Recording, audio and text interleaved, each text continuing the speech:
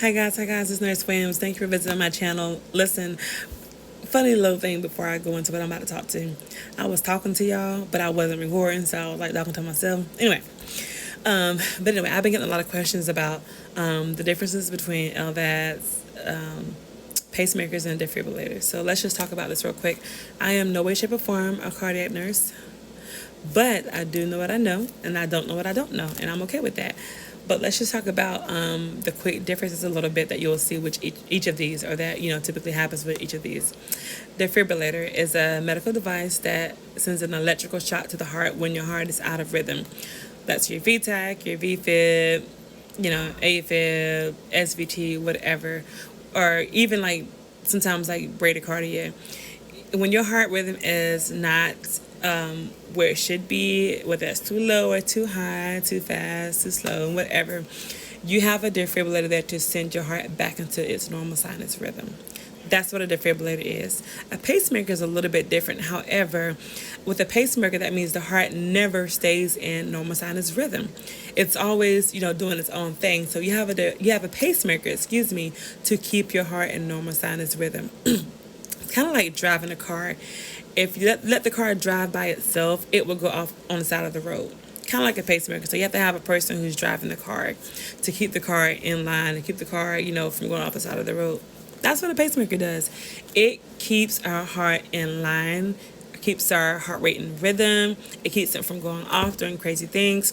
You will oftentimes see that a patient that has a pacemaker also has a defibrillator. Sometimes you won't, sometimes you will. It kind of depends on the state of the heart and how it's functioning and, what the doctor preferences or whatever. What's an LVAD, y'all? These patients make me a little bit nervous. It's a left ventricular assistive device, and what it does, it helps the left ventricle pump blood to the rest of the body. These patients you typically see, that have serious congestive heart failure, left-sided heart failure, and so some of these patients are either on a bridge program to get a heart transplant, or they're just using it to stay alive. The most important thing to know about LVADs is CPR. You do not do regular CPR on an LVAD. Reason being, you can dislodge that device, you can cause internal bleeding, you can actually do more harm to the body than good. Most of these patients have a faint pulse anyway.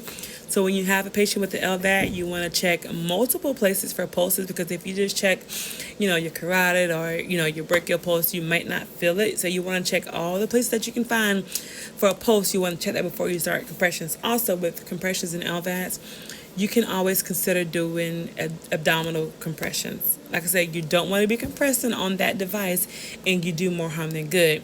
Always troubleshoot your device.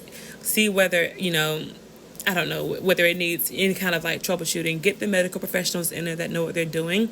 Sometimes it can be a simple turn off and turn on. It could be a simple, this wire needs to be replaced or whatever.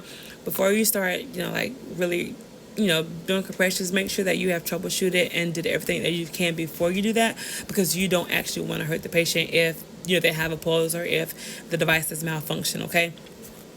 Also, you want to educate your patient and their families, especially with LVADs, but with any of these devices, really.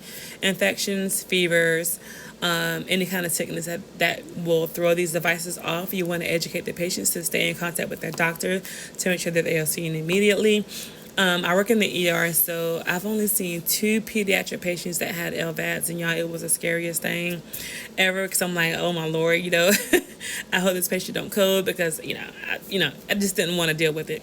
But being that I have to do it to educate, I just want to encourage you guys to make sure that you're always educating your patient and also educating the staff that's around you, because not everybody deals with LVADs. Not everybody knows how to deal with the pacemaker or defibrillator, so it can be scary and it can be, very challenging at times. So if you have that education, spread it to your team so that everybody's aware when you have a patient that comes in with these things, that you know how to properly take care of them.